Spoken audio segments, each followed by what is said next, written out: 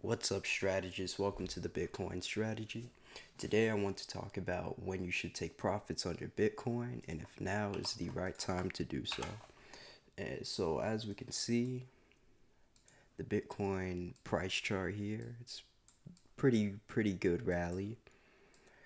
Don't think it's over, personal opinion, but if we take the start of the rally, which was about right here in the bear market, October 2024 to the high, bring it up here, that's about a 309% gain, or let's see, about a 50-60% gain from its all-time highs. That's a huge gain. But in the markets, we must think like Buffett. If you think Buffett gets let his hands whenever his stock drops too sharply, like Bitcoin's doing right now, it's a pretty good drop. It could drop lower, could go up. We never know how the markets may move. Right now, it's at a 20% drop from its all time highs. So if you think he sells, when that happens, you're wrong. What he does is he increases his conviction by educating himself more on what he's holding. Then he doubles down, buying more shares of the equity at markdown prices, aka for sale prices, and he hodls on. He keeps those shares, keeps buying, keeps buying, keeps buying, and keeps increasing his conviction. Now, another way to think like Buffett, you must reduce your risk. There are many ways you can reduce your risk when dealing with assets on the market. You can one dollar cost average. Dollar cost averaging is basically putting a certain amount of money around every certain time. So for example, you put in, let's say, $50 into Bitcoin every week, or $100 every 2 weeks. That would be dollar cost averaging. So what that does, if we look at the chart here, say you dollar cost average every month, right? At the first of every month. So right here, you would buy, because this is March 1st. And then over here, there's a tool for this. March 1st, so you buy here. February 1st, you buy, or this is January 31st. That works. You buy there. December or January 1st, you buy here. And then you just keep going. December 1st, buy here. Somewhere over here, you buy. And that smoothens out the chart. So instead of buying just at the highs because you think it's going to rally and then you see it crash, you are basically smoothing out this price chart. So this low right here and this high, you're averaging that together pretty much to get a price somewhere in the middle of all of this instead of one low, one high. But anyways, you want to review chart technicals, so technical analysis, make sure the chart keeps moving up, make sure there's higher highs, higher lows, looking at strength and weaknesses, and basically further educating yourself on the project. Education is key. Further education on what you're holding. By learning more, you're strengthening your conviction on what you hold, further reducing the risk of you panic selling and giving your bitcoins to people back like Warren Buffett. And I have two other great videos on the channel to start with. Now, exploring bullish news in the space, the Strategic Bitcoin Reserve, the SBR, Strategic Bitcoin Reserve, or Bitcoin Treasury, is where you, an individual, a company, or country decides to buy Bitcoin for themselves as a position in their portfolio. It's strategic because the buyer expects that its content will go up in value.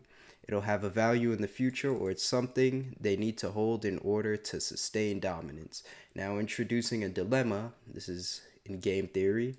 If any of you don't know what a game theory dilemma is or how it works, let me explain it to you. When a situation arises where one party makes a decision or does something innovative, in this case, implement a strategic Bitcoin reserve, other parties have two options. They can cooperate or defect. Now here's an illustration of what that looks like. There's a country here, a country here. This is the United States right here. Let me pull up a laser pointer. This is the United States, and this is a country like Russia. Now, the United States obviously cooperated with creating a Bitcoin reserve. They're doing it right now. Russia can either defect or cooperate. But since the US, aka Big Brother, aka Queen Bee, is the one leading the charge in creating a Bitcoin treasury for its country, most countries will probably follow suit and create their own strategic Bitcoin reserve. Even in the executive order signed by Trump, it mentions right here in the sentence, quote unquote, there is a strategic advantage to being among the first nations to create a strategic Bitcoin reserve. I left that part out, but that's in the executive letter signed by the president. But those who defect have a big opportunity cost on their hands, as it says in the statement there, the executive order.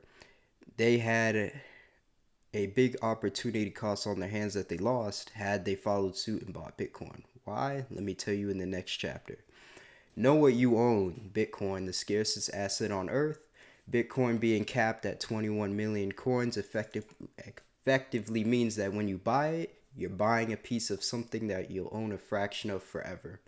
No one can dilute your holdings, and when more and more buyers inevitably come into the market, they're going to have to try and drive the price up high enough in order to get your Bitcoins off of you. If you don't sell them, they're going to have to pitch an even better deal to the last one. And if you still don't, you're effectively taking whatever you own off the market. Whatever percentage your stack is, it's off the market. So instead of buyers buying from 100% of the market, they're now buying from, for example, if you held 1% of the coins, they're buying from 99% of it, which raises the value further.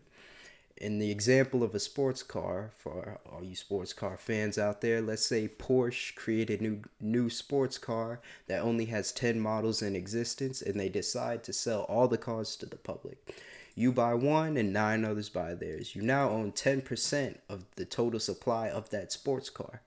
Think of it as you controlling 10% of the market. You now have a 10% say, a 10% stake on what the prices are, what is a good deal for the car, and whether you want to sell it in the first place, taking 10% of the supply off the market.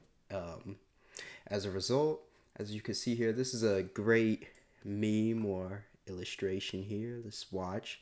On the right there's a whale, on the left there's a panic seller. So the whale is Warren Buffett. He has lower prices initially. He gets to sell some eggs. The panic seller looks at the prices. The panic seller, obviously being a panic seller, lowers the prices. The whale looks at that, pays the panic seller, and takes all their eggs. Now you can think of those eggs as Bitcoin, and watch what the panic seller does next, or the whale does next.